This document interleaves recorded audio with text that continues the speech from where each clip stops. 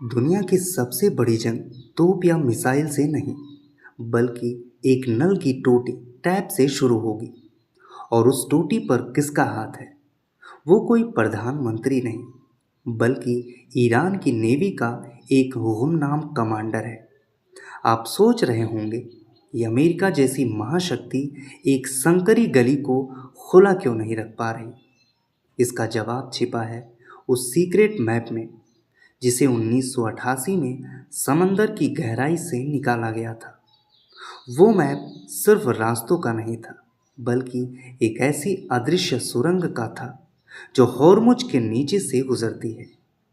लेकिन उस सुरंग तक पहुंचने के लिए हमें समझना होगा कि आखिर क्यों 2019 में एक जापानी टैंकर बिना किसी हमले के चलने लगा था।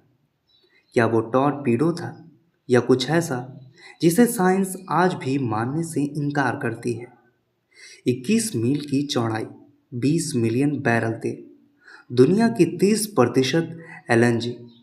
अगर यहाँ एक चिंगारी उठी तो टोक्यो में बत्ती गुल होगी, लंदन में बसें रुकेंगी और आपके फ़ोन की कीमत रातों रात 40% बढ़ जाएगी। यह इकोनॉमिक्स नहीं, यह जियोपॉलिटिकल ब्लैकमेल है। कभी सोचा है कि इतनी ताकतवर मशीनें और सेनाएं एक छोटे से पानी के रास्ते के सामने घुटने क्यों टेक देती हैं? क्योंकि होर्मुज सिर्फ पानी नहीं है, यह इंसान के डर की सरहद है। यहाँ जो डरा वो मर गया। आप सोचते हैं कि लड़ाई तेल की है, गलत। द रिवील लड़ाई उस डाटा केबल की है जो इसी समंदर के नीचे से गुजरती है। अगर ईरान ने तेल रोका तो दुनिया अंधेरे में जाएगी, लेकिन अगर उसने वो केबल काटी तो पूरी दुनिया का इंटरनेट और बैंकिंग सिस्टम इतिहास बन जाएगा। तो होर्मुज एक चोक पॉइंट नहीं, एक सुसाइड बटन है। लेकिन अगर आपको लगता है कि होर्मुज खतरनाक है, तो आपने अभी तक मलक्का स्ट्रेट का वो सच नहीं सुना, जहाँ चीन की गर्दन फंसी हुई है। होर्मुज का समुद्र शांत दिखता था, पर उसके नीचे मौत छिपी थी। गांव के बूढ़े मछुआरे कहा करते थे, बेटा, ये पानी जितना नीला दिखता है उतना ही काला है इसका दिल। लेकिन जवान खून कब मानता है? रघु भी नहीं माना। रघु एक गरीब मछुआरा था। घर में बीमार माँ, भूखी पत्नी और 2 छोटे बच्चे। कई दिनों से जाल लौट रहा था। गांव में अफवाह थी कि होर्मुज के उस पार, जहां पानी अचानक गहरा हो जाता है, मछलियों का खजाना है। मगर वहीं एक डेथ ट्रैप भी है, एक ऐसा भंवर जो नाव और इंसान दोनों को निगल जाता है। रघु ने सोचा, अगर डरते रहे तो भूख ही मार देगी। उस रात चुपचाप वह अपनी छोटी नाव लेकर निकल पड़ा।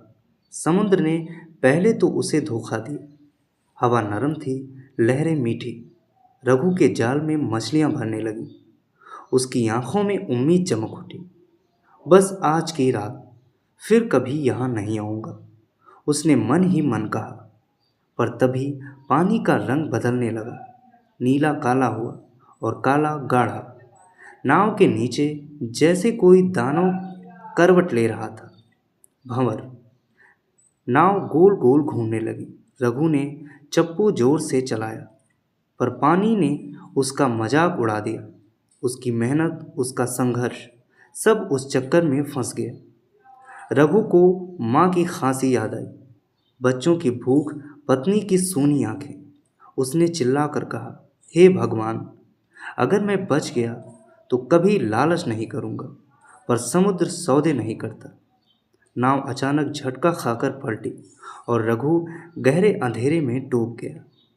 सुबह गांव वालों को किनारे पर टूटी हुई नाव मिली और कुछ बिखरी मछलियाँ।